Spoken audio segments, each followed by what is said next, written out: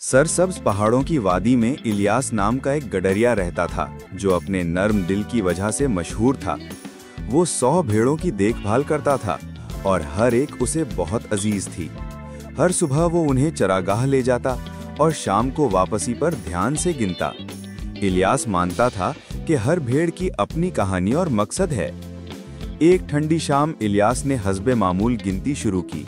97, 98, 99। वो रुक गया और दिल घबराया। एक भेड़ कम थी, लूमो, जो सबसे छोटी और शरीर थी। दूसरों ने कहा सुबह ढूंढना, मगर इलियास ने इनकार कर दिया। वो डरी हुई होगी, उसे अभी मेरी जरूरत है। बाकी 99 को महफूज छोड़कर उसने लालटेन जलाई और अंधेरे पहाड़ों में निकल पड़ा। रात ठंडी और हवा तेज थी। कांटेदार झाड़ियों ने कपड़े फाड़ दिए, मगर वो पुकारता रहा, लूमो, लूमो।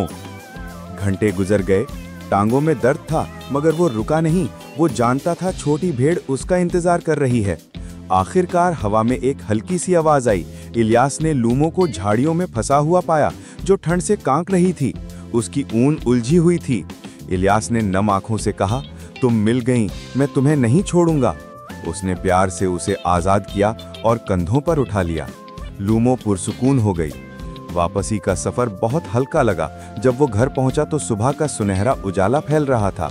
उसने लूमो को वापस रखा और खुशी से दोस्तों को बताया, खुशियां मनाओ, जो खो गई थी वो मिल गई।